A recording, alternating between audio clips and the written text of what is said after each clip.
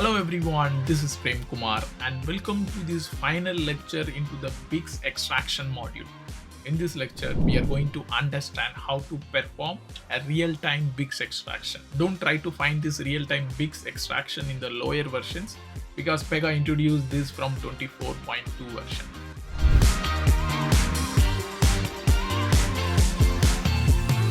Before going into the implementation part, let's understand how the workflow will be. So in short, whenever there is an update happened with any kind of instance like the data instance or the work instance, the data should be fed real time. There are two ways you can do it.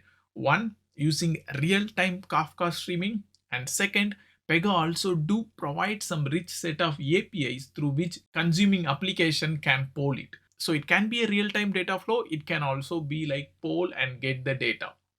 These APIs are still into some kind of development phase, so you will not find right documentations over that API. But I will touch base those APIs before the end of this lecture.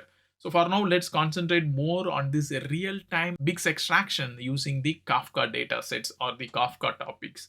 So the flow is going to be like, when the case gets updated, we are going to use a set of rules. Extract rule, always it will be there because it defines the metadata, like what fields need to be extracted.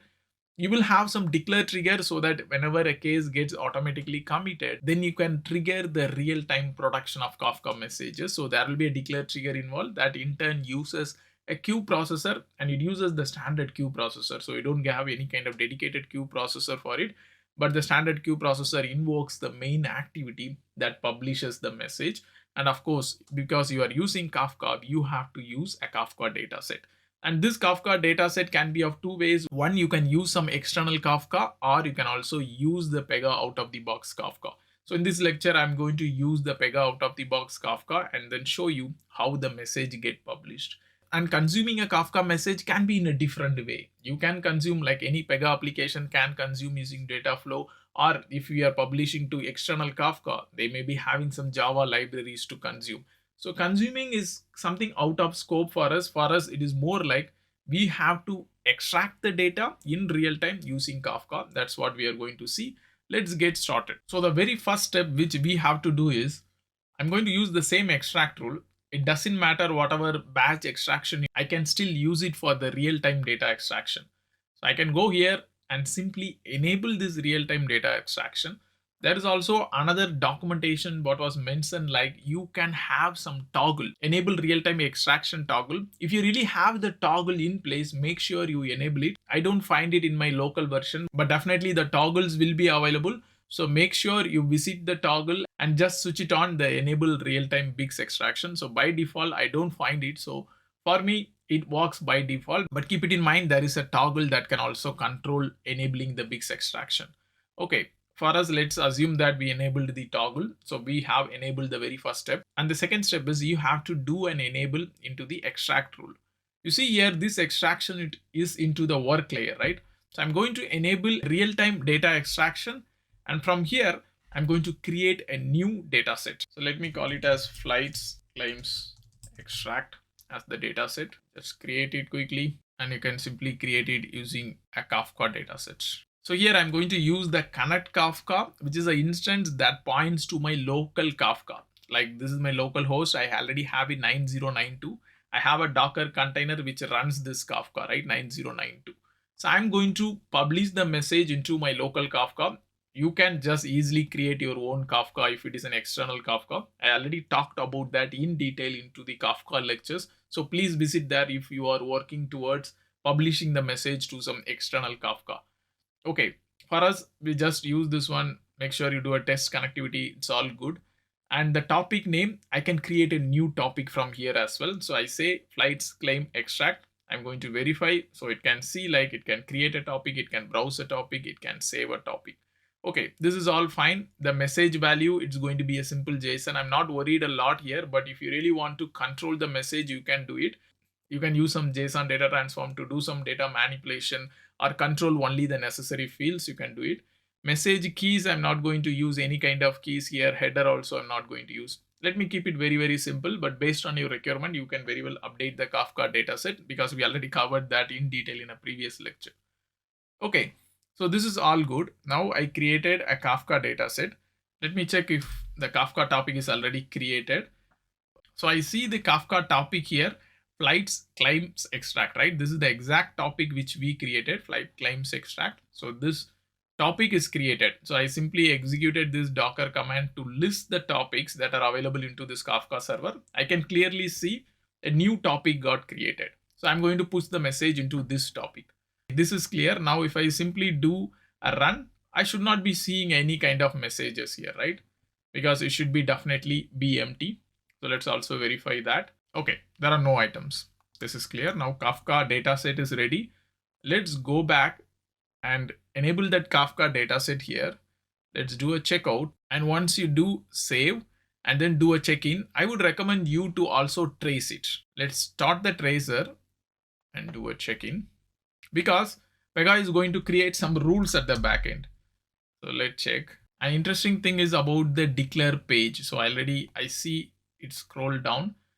I see already it got created. There is a declare trigger page rule is getting created. So Pega by default creates the declare trigger. You don't want to create it. It will be automatically created. If you simply go to the declare trigger, you see real-time extraction case for this one, for this flight claim. Just now it got created. Let's open it. And here it created under MKT airline, not under BIX rule set, but under MKT airline. That is where this case exists. And it uses a when rule, PY perform real-time extraction. So if you look at this rule, it will be under Pega BIX thing. Make sure you have this when rule rightly classified and have the condition as true. And then you have this activity queue case for extraction, which uses the standard queue for processing. And this is the main activity that is responsible. Let's open this activity. There you will find it gets all the content page, and then finally it uses the dataset execute to push the message. So this activity will definitely take care in pushing the messages. Okay, now we had enough configuration. A declare trigger was created, an extract rule is ready, a dataset is ready, and the queue processor, we know it is going to use a standard queue processor. Now let's do a tryout. So here I would recommend you to change the application context as well. So till now what we did is we had a rule set MKT airline BIX, and then we also have the Pega BIX rule set into a different application, right? So normally whenever this case gets created or updated, it is going to be running under the context of MKT airline, and there will be a standard queue processor which uses the current access group. So it means the context may be different. The BIX extraction may not be executing under this context, so you have to set your context ready. So for this, what I'm going to do, just to support this real-time BIX extraction, I'm going to use the BIX extraction directly here. It means I added this rule set MKT airline BIX here, and then I will also add the Pega rule set here. So I'll simply say Pega BIX, then I put the latest version 0824. So by this way, when I am into this context, MKT airline context, I can access the extract rules, the when rules, whatever rules we configured into the BIX rule set, as well as the out-of-the-box BIX configurations.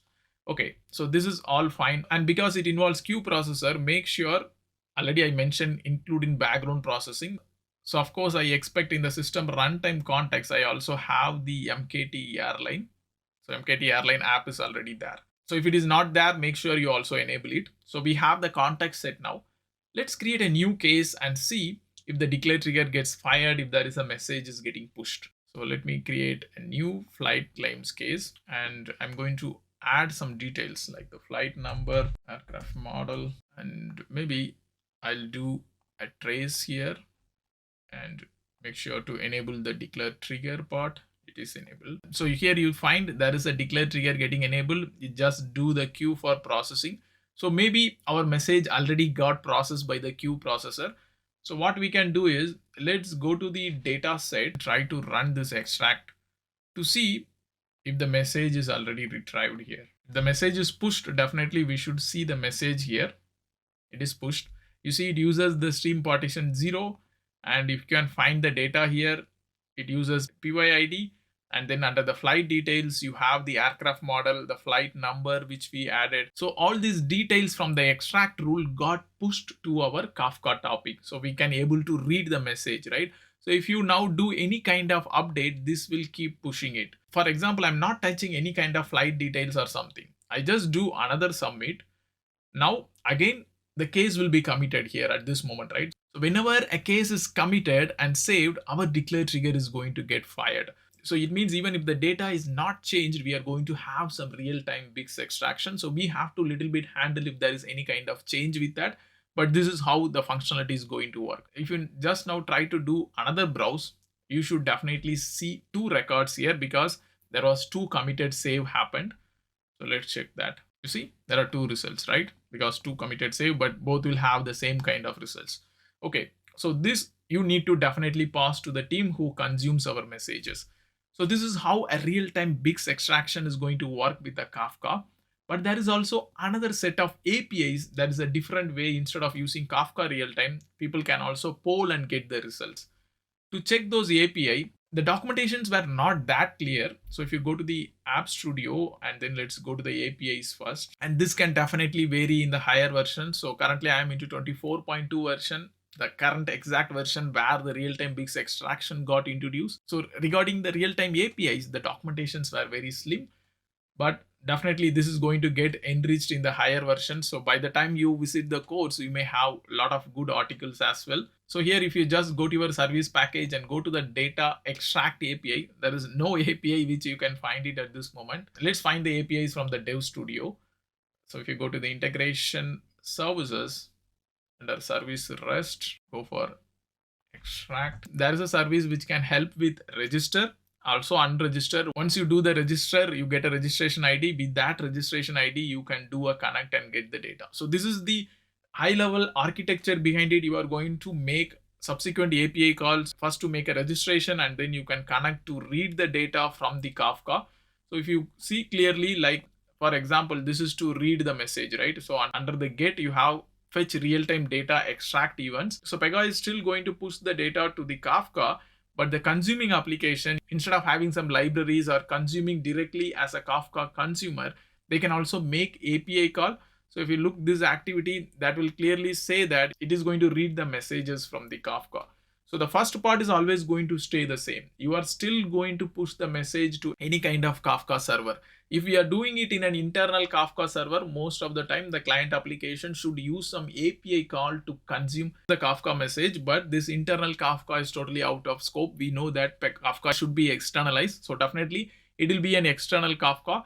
So I would recommend, instead of doing via API call to extract the data, they can simply connect to the external Kafka as a consumer and then read a message using the Kafka libraries. If it is a Pega application, very easy. You just create a data flow, data set, read the message and process it. You don't want to worry a lot about this API, but it is good to know we do have some APIs that can also help with doing the real-time data extraction.